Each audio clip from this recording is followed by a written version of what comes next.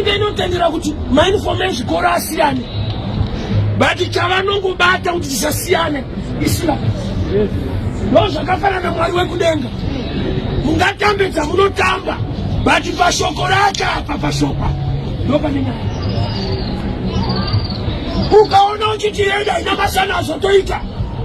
Izvo zvichipesana naMwari. Ndopa waipa.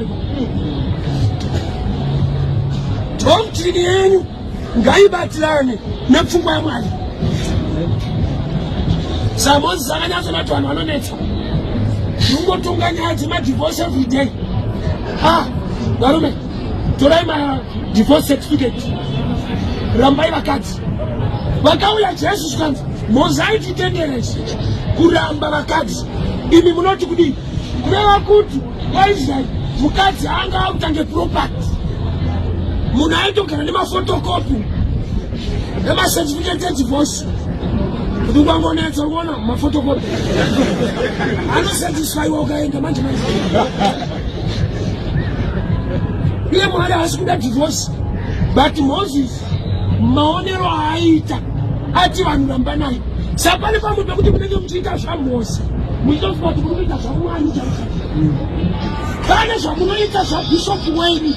But iwono kuti hauzi mandakatinzwa kubvunza chinhu chinoitwa pachechi hakusi kupanduka. Uda kuziva. Kana munhu akati ndaona basa rako ndariona. Ukabvunza kuti mariona kupi hakusi kupanduka. Hakusi kuwanga kako. Kazvibvunzwa ndariona bring your seat. Senior job. Ndikuona motikari. Ukabvunza kuti nderudzizo so self-hate man. Sanganga ichizigona inokupfekera matehwe eshumba zvekuti Israeri ataura kuramba kwako konetsa. Apindiswe marumwa. Kunoita kuti zvityise tikataura uyendi. But mukunamata fellowship ukama. You must have an open mind to know the things of God. Asima rituals, asima secrets. Azvizi zvigure. Chokwadi chinonzi bhuku vanoisangana. Mwari vanodai kwete kuti vamwe vane masecrets. Kana wakuada unotovafonera. Aiwazve. It's an open church. Yesu saka akazotsa Mwari pamuchinjikwa. Akashedzera zvokuti keteni remuchechi yakabvaruka. Kwete rekudight club. Pane keteni raakaona. Akati ndikaribvarura ndichifamba kudai. Todetsana netimu. Ndakuribvarura ndiri pakauka. Apa muchinjikwa achishedzera. Keteni rakabva kumusoro. Svika pazasi. Why? Chaiva chinamato chekare. Kuti kune vanonamata vari kumberi. Vamwe vari kumashure kuHall of the Holies. Kunoenda vari nani vatsvene mbombera kuseri. Jesu akati New Testament munhu wese apinde. Keteni ndauribvarura. Munhu wese waane right yekutsvaga Mwari. Munhu wese waane right yekutaura naMwari. Ndakaona vanhu vakagara pasoro. Ndakamirira anonzwa mweya. Saka hamutonzwizwa munhu. Iye Mwari wacho ndimweya.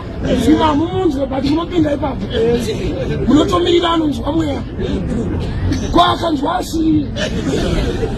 Nokuti imi mamunzwe. Saka akanzwa asiye. Kupindisa kwacho hazviti. Unoziva kuziva fake man ndongo ukaona original. Yes. Fake inenge itori original kwauri. Kana sotomboona original. Paunozoziva original ndopanozo. Saka iyi fake. Wanzwa kuti. Wanzwa inototi famba mucirculation. Pakatanga kuuya maisa muno. Mafake akatenderera zvakanyanya pasina izuva. Kona yazive. Vakutobati vanhu manje vakudaisa. Kungonzi iusa zvatokwana. Ane maisa. Toti yatonzi usa. Iwa yofu. Apa kuzikanwa manje. Ngadzira yako. Atemo. So Kingdom yaJehovha inofamba knowledge ruzivo.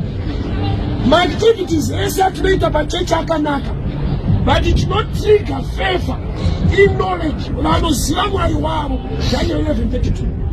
Vanoziva Mwari wavo vachava nesimba, vachaita mabasa makuru, kwete vachaitirwa. Christianity haisi nyaya yekushandirana, inyaya yekudevelopa kuti ushandewo. Ndinganzwa Mwari, Old Testament iyo izwa Mwari. Vanoziva Mwari wavo, saka nzara nenyota yekururama ikazara mauri, ukatsvaka Mwari akazvirivhira pauri, ukava neukama naye, zvimwe zvaunoenda kuna ndingi uchiti itai unoitawo.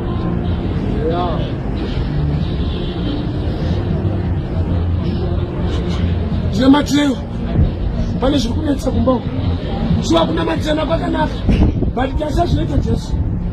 Johani paanosungwa, Jesu ndo paanotanga kuparidza achiti, ndiri kusunungura vakasungwa, but haina unosunungura Johani. Johani anototuma vanhu kuna Jesu kuti anzi ndimi here, obva ati endai munoudza Johani kuJeriko zvamaona kuti mapofu tasvinudza, zvirema zvasimuka, vakasungwa ndasunungura, endai munomuudza. Asi kuna pane kana afundishani kuti akasungwa atuma vanhu, obva amuti endai munomuudza kuti ndiri kusunungura kuno.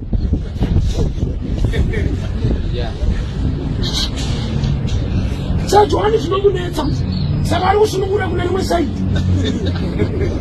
Kuno anouya ini. Problem yaita Johani iri pacalling. Calling yake inoti uri izwi rinochema kurenje. Izwi rikangochema riri kupalasi, Jesu anosvika kuti asi Johani. Hove ikabuda mumvura haibatsirike. Kana ukanzwa kangwara uzotira kuisunga mabhandeji, wanawo unayo panze, uchidhila nayo so, uchaona kuti nyango waibatsira, ukaikanda inoflota. Zvese zvanetsa hove, dhila nayo iri mvura. Zvese zvanetsa munhu anonamata, ngazviitika ari muna Mwari. Tine vanhu vari kuda mabhenefits emvura asingagare mvura.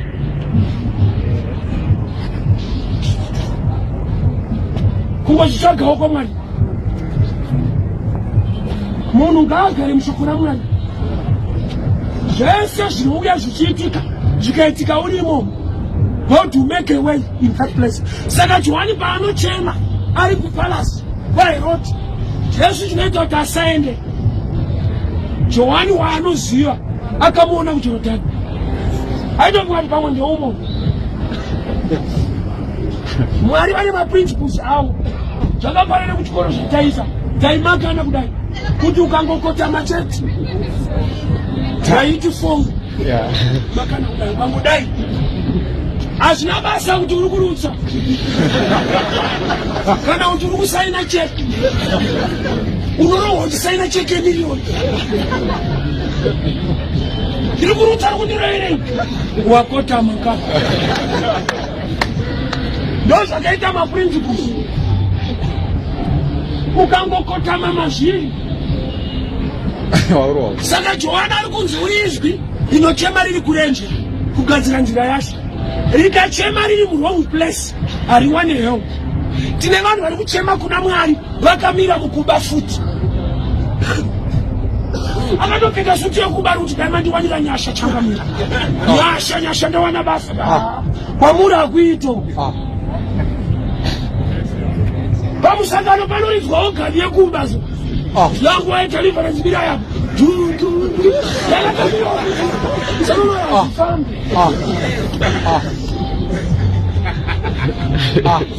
Saka nene zvati ogani yangu iyo. Vada kudzinga madhimoni ekuba indakavarongera ogani futi. Yavari kuridza. Yakadiwa kai. Ndakavarongera ndini chechi iyo. Yada unamatira mweya wekuba kuti uende. Demoya uri kuridza.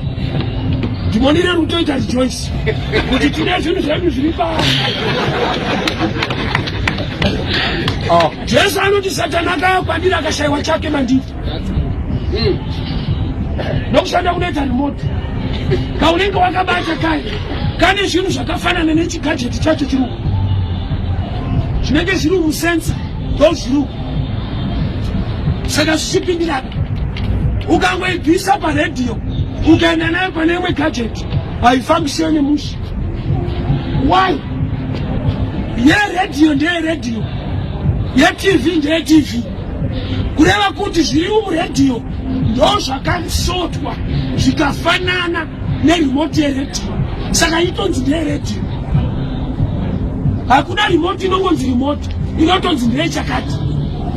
Kureva kuti kungonzi ndeyechakati pane kakufanana nechinhu chacho zviri kuno. Saka tine vanhu vekuti dhimoni haana but life yake haifambe. Chikonzero Satani haana kumupinda, anomuoperetera ari pasaiti. Why? Satani akadongorera akaona mauri mune kufunga kuti tingabudirire reshe, tingaitei. Haana nidi yekupa dhimoni, anongomira nerimoti pasaiti wakati ungabudirire iwewe. Unonzwa wewe kuitaura kuti haisapana zvatokaitesa. Unotokuita zvori umwe.